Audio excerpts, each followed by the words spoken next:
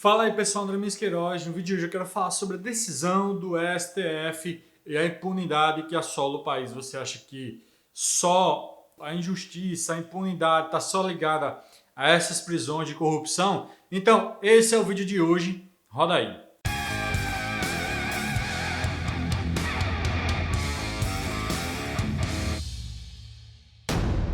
Pessoal, para quem não sabe as implicações disso em relação à prisão em segunda instância, para você ter ideia, criminosos de grandes facções podem ser liberados porque tanto os presos da Lava Jato, alguns presos da Lava Jato, e estima-se que 5 mil criminosos podem ser liberados por essa decisão do STF, que desde a Constituição de 88, que é a Constituição que nós concurseiros estudamos para concurso hoje em dia, é a que está em vigência, havia um duplo entendimento sobre a condenação transitada e julgado, ou seja, todo mundo é inocente até condenação transitada e julgado.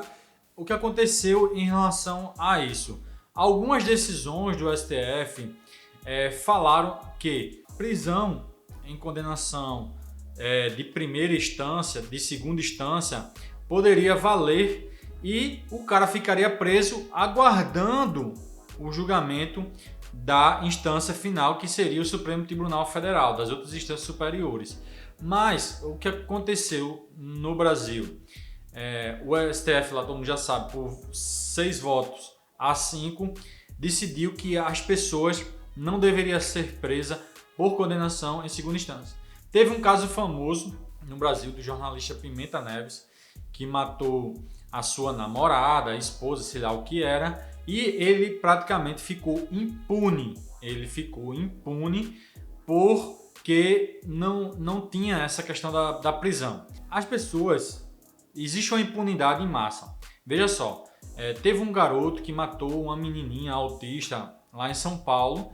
Ele vai pegar medidas socioeducativas. Teve o caso de Champinha, que estuprou durante 3 dias a menina lá. Ele ficou preso, tal, mas sofrendo medidas socioeducativas. Nós temos uma impunidade com relação ao ECA, que é nítido e claro.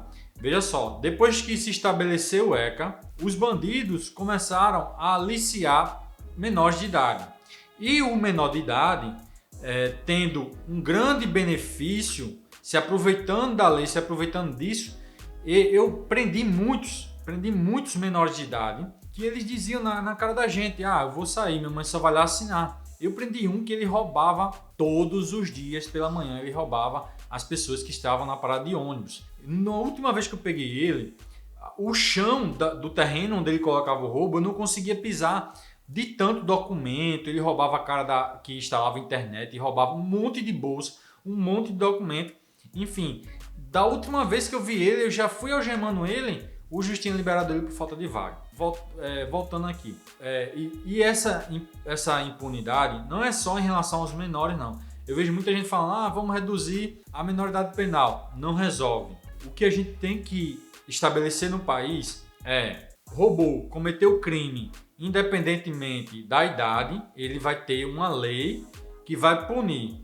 Se ele cometeu um assassinato, ele vai cumprir aquela pena.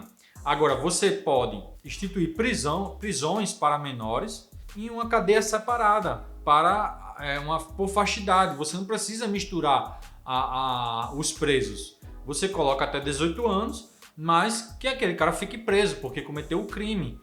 Você vai me dizer que o cara com 17 anos que mata uma pessoa, ele não sabe o que está fazendo?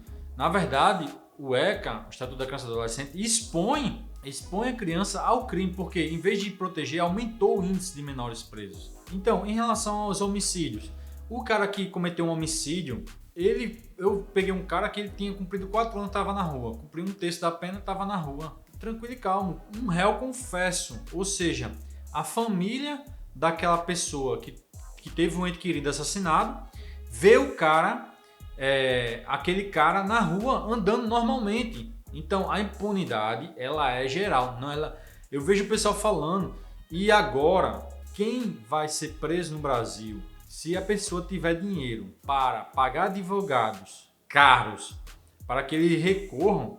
a pessoa que tiver dinheiro nunca vai ser presa, porque ela vai contratar bons advogados que dependendo do crime, são mais de 100 recursos que você pode entrar com esses recursos e ficar adiando o julgamento, adiando. Então, gera uma impunidade em massa. Lembrando a vocês que nós temos, nesse governo Bolsonaro, eu votei em Bolsonaro, eu elogio o governo Bolsonaro em muitas coisas, mas eu também quero ter o direito de criticar o governo naquilo que eu não estou concordando.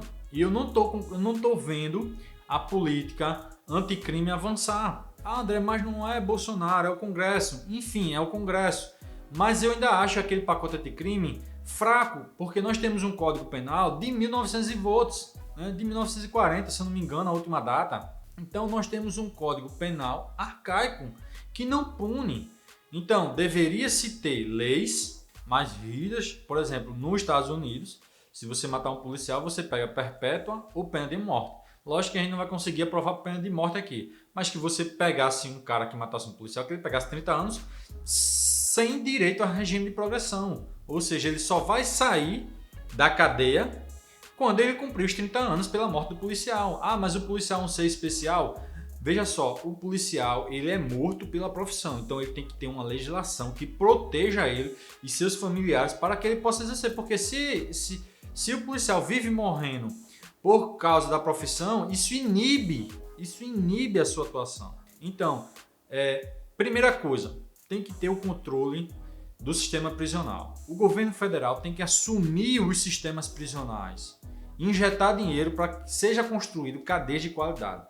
Depois disso, acabar com visita íntima, estabeleceu somente contato com o parlatório, tomou conta do sistema prisional, pacificou o sistema prisional. Beleza, agora vamos fazer leis efetivas.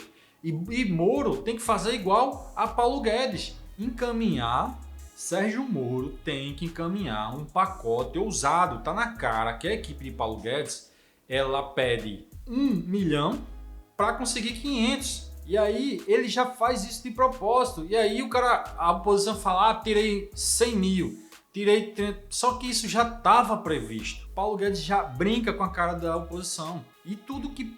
A reforma da Previdência é muito mais ousada e antipopular do que uma lei, do que uma reforma no Código Penal brasileiro. E eu não vejo esse movimento por parte do governo, pela parte do ministro Sérgio Moro. Está faltando Paulo Guedes da segurança pública dentro do governo Bolsonaro. Porque as medidas... eu joguei lá no Congresso e pronto. O Paulo Guedes, ele vai conversar, ele vai na casa do Rodrigo Maia, ele vai na casa do presidente do Senado, ele vai na casa dos deputados, ele vai articulando, ele tem políticos na equipe dele para fazer isso caminhar. Agora, o que não pode é o sujeito, por exemplo, nós temos o crime de sequestro. Quando os filhos dos poderosos do Rio passaram a ser sequestrados, no instante fizeram lei de sequestro, hoje o sequestro não é mais benéfico no país. Agora, nós temos o crime de assalto, que é o terror da população, que é o crime de assalto, e nós não temos nenhum movimento do governo, nenhum movimento do Congresso para coibir o crime de assalto. O crime de assalto compensa, porque você rouba 40, 50 pessoas, depois, se você for preso, você é solto. A quantidade... A gente que é policial, a gente tem vários grupos de policiais, a das viaturas, o grupo do batalhão diário, o grupo do batalhão, o grupo do comando. A quantidade de fotos de presidiários por dia, de presos por dia, por crime de roubo. Fulano foi pegar mato, ciclano. É gigantesca. E esses caras estão na rua. Sai na audiência de custódia. Então, compensa. A partir do momento que você tem um crime que compensa, porque roubar, assaltar, parada de ônibus, fazer arrastão nas casas, hoje em dia está compensando. Por quê? O máximo que você for condenado, 1 ano você está na rua.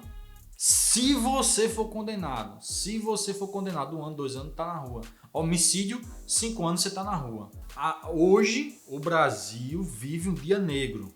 O dia em que vale a pena ser criminoso. Porque se um assaltante de banco, até ele ser transitado e julgado, ele vai ter dinheiro para pagar advogado. ele vai ter dinheiro para pagar advogado e ser solto. Então, nós brasileiros temos. O governo Bolsonaro é o melhor de todos. Ele não tem defeitos? Ele tem defeitos. Nós temos muito a elogiar. Muita coisa foi feita. Por exemplo, o índice de homicídio que caiu foi comemorado. Mas, por exemplo, o estado de Goiás, o estado do Rio Grande do Norte, não teve nenhuma ação do governo federal.